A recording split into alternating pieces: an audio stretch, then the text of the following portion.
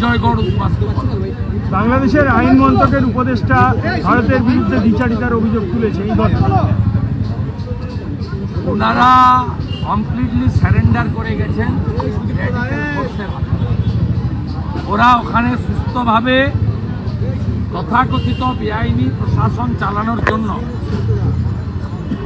যারা এই মৌলবাদী ফোর্স হিন্দু অস্তিত্ব মুছতে চায়, হিন্দু সংখ্যা তো নেই আর বাংলাদেশ, এখন অস্তিত্বের লড়াই, এই অস্তিত্ব মুছতে চান, তাদেরকে খুশি করে ক্ষমতা দখল করে রাখতে চান। কারণ বৈধ প্রধানমন্ত্রীর নাম হচ্ছে হাসিনা, শেখ হাসিনা।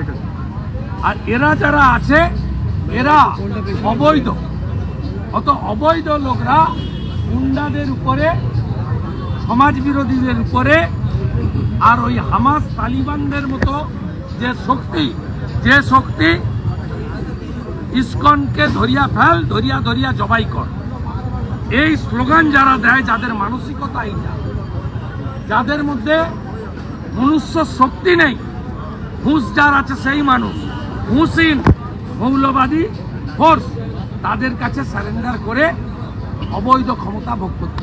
নদিয়া থেকে বাংলাদেশ বিভিন্ন জায়গায় বাংলাদেশিদের আটক করা হচ্ছে এবং জাল পাসপোর্ট নিয়ে তারা এখানে দীর্ঘদিন ধরে রয়েছে। এই যে অবিলম্বে এনআইএ এবং এনফোর্সমেন্ট ডাইরেক্টরেট আরও সক্রিয় হওয়া উচিত এবং ভারত সরকারের স্বরাষ্ট্র দপ্তরের বিশেষ আইন এনে পশ্চিমবঙ্গে বর্ডারে সরাসরি জমি ক্রয় করা উচিত বাজার মূল্যে। মমতা ব্যানার্জিকে আর চিঠি লেখা উচিত।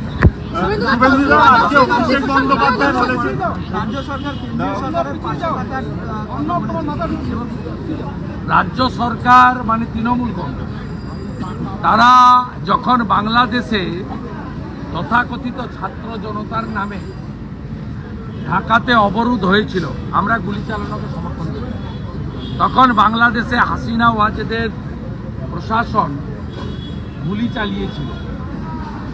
সেই সময় মমতা ব্যানার্জি প্রকাশ্যে বলেছিলেন, তখন তার পররাষ্ট্র নীতির কথা, তিনি একটা রাজ্যের মুখ্যমন্ত্রী, বৈদেশিক বিষয়ে কথা বলার অধিকার তার নেই, সে জ্ঞান সেদিন তার ছিল না। সেদিন তিনি বলেছিলেন যে যারা বাংলাদেশের সরকারের দ্বারা আক্রান্ত হচ্ছে তারা এখানে এলে আমি শেল্টার দেব।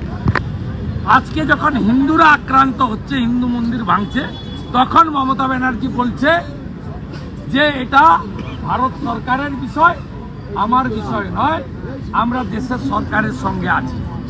এই যে দ্বিচারিতা, একদিকে তুষ্টিকরণ এবং ভোট ব্যাংক, অন্যদিকে বাঙালি হিন্দুর অস্তিত্ব শেষ হয়ে যাক, সংখ্যা কমে যাক, এটা মমতা ব্যানার্জির ভোট ব্যাংকের পলিটিক্সের উদাহরণ।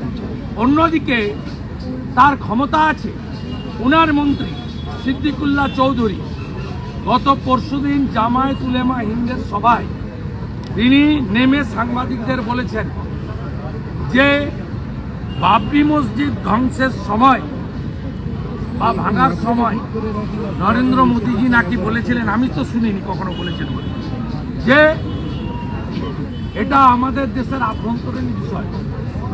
আজকে মোহাম্মদ ইউনুস বলছেন আমাদের এটা বাঙালি হিন্দু নিধনের সময়, মন্দির ভাঙার সময় আমাদের আভ্যন্তরীণ বিষয়। সরাসরি রাজ্যের একজন মন্ত্রী বাংলাদেশের মোহাম্মদ ইউনুস সরকারকে সমর্থন করছে হিন্দু এবং মন্দির ভাঙার জন্য, সরাসরি অন রেকর্ড, আমার কথা নয়, সিদ্দিকুল্লাহ সাহেবের কথা। এবং অ্যাসেম্বলির ফ্লোরে দাঁড়িয়ে গত পরশুদিন তিনি বলছেন আপনাদের মানে কারা, মানে হিন্দুরা, হাম দো হামারা দো, আমাদের মানে উনার হাম দো হামারা চার। মমতা ব্যানার্জির যদি সাহস ক্ষমতা থাকে, যদি প্রকৃত সেকুলার বলে নিজেকে মনে করেন, আপনাকে হিন্দু মনে করতে হবে না, হিন্দুরা আপনার সঙ্গে নেই, মেজর হিন্দু আপনার বিরুদ্ধে।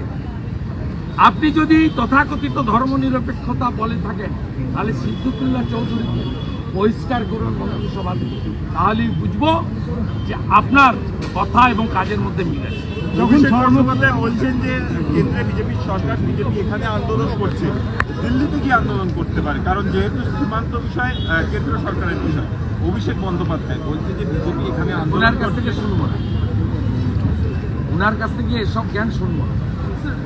11 সালের পরে যারা রাজনীতিতে এসেছে তারা দেশভাগের বিভীষিকা জানে না। তারা বাংলাদেশের হিন্দু সম্প্রদায় সংখ্যালঘুদের অত্যাচারের কথা জানে না। নাবালকের মতো কথা বলে। অভিষেক বন্দ্যোপাধ্যায় ওয়াকফ নিয়ে ডায়মন্ড হারবারে চিকিৎসা পরিষেবা চালু করলেন রাজ্যের মুখ্যমন্ত্রী তিনি স্বাস্থ্যমন্ত্রী তিনি তিনি সরাসরি স্বাস্থ্যমন্ত্রীকে চ্যালেঞ্জ করেছেন। তিনি আজকে সরাসরি ঘোষণা করে দিয়েছেন এই রাজ্যে স্বাস্থ্য পরিষেবা দিতে 13.5 বছরের স্বাস্থ্যমন্ত্রী এবং পারিবারিক পরিচয় সূত্রে ওনার পিসি সম্পূর্ণ ব্যর্থ। ওয়াকফ নিয়ে ওনার পরিবারের লোকই বলে দিয়েছে, ওনার পার্টির সাংসদ, যে স্বাস্থ্যমন্ত্রী ফেল ফেল ফেল। এতদিন যা বিজেপি বা সাধারণ লোক বা রুগী বা রুগীর পরিবার বলছে। সর্বত্র নিরাপত্তা, হিন্দুদের নিরাপত্তা নিয়ে প্রশ্ন, তখন ধর্মতলায় ওয়াকফ বিলের বিরোধিতা করছে তৃণমূল, সমাবেশ করেছে আজকে। এই ভোট ব্যাংকের রাজনীতি, প্রকৃত উন্নয়ন ভারতীয় মুসলিম পশ্চিমবঙ্গের মুসলিমদের করে, উল্টো দিকে রোহিঙ্গাদের ঢুকিয়ে যারা অরিজিনাল ভারতীয় মুসলিম তাদের রেশন, জমি, চাকরি সব কাড়িয়ে নিচ্ছে। না হয়েছে শিক্ষার ব্যবস্থা, না হয়েছে শিক্ষিতদের কর্মসংস্থান, না হয়েছে তাদের চিকিৎসার ব্যবস্থা। যে 55 লক্ষ পরিযায়ী শ্রমিক অন্য রাজ্যে গিয়ে কাজ করেন তার 60% মুসলিম। তাই স্বাভাবিকভাবে কখনো সিএএ-কে এনআরসি বলা, কখনো ট্রিপল তালাকের বিরোধিতা করা, আজকে ওয়াকফ অ্যামেন্ডমেন্ট বিলের বিরোধিতা করছেন, করে আজকে নিজেদের ভোট ব্যাংককে সুসংহত করছেন। বিশেষ করে মালদা এবং মুর্শিদাবাদে, উত্তর দিনাজপুরে মুসলিমদের ভোটের একটা অংশ এবারের ভোটে বাম কংগ্রেস জোটকে ভোট দিয়েছে। সেই জন্য মালদা দক্ষিণে ঈশা খান চৌধুরী জিতেছেন। সেই জন্য মোহাম্মদ সেলিম 4,80,000 ভোট পেয়েছেন। সেই জন্য প্রায় 3 লক্ষ ভোট পেয়েছেন ভিক্টর ইমরান। তাই ভেঙে যাওয়া ভোট রিপেয়ারিং করার জন্য, যেমন সিএএ-কে এনআরসি বলেছিলেন, ডিটেনশন ক্যাম্পের গল্প শুনিয়েছিলেন, ট্রিপল তালাকের বিরোধিতা করেছিলেন, নানা সময় এদের আমরা দেখেছি। আজকে বাজার গরম করছেন ভোট ব্যাংকের রাজনীতি আর রোহিঙ্গাদের প্রোটেক্টেড করার জন্য আরও কয়েক লক্ষ রোহিঙ্গাকে খোলা সীমান্ত দিয়ে পশ্চিমবঙ্গে ঢুকিয়ে পশ্চিমবঙ্গের ডেমোগ্রাফি বদলে দেওয়ার জন্য। তাতে কেবলমাত্র ভারতীয় বাঙালি হিন্দুদের ক্ষতি হচ্ছে তা নয়, পশ্চিমবঙ্গের যারা আদি অনন্তকাল ধরে বংশ পরম্পরায় মুসলিম সমাজ রয়েছে তাদেরও ক্ষতি হচ্ছে। অভয়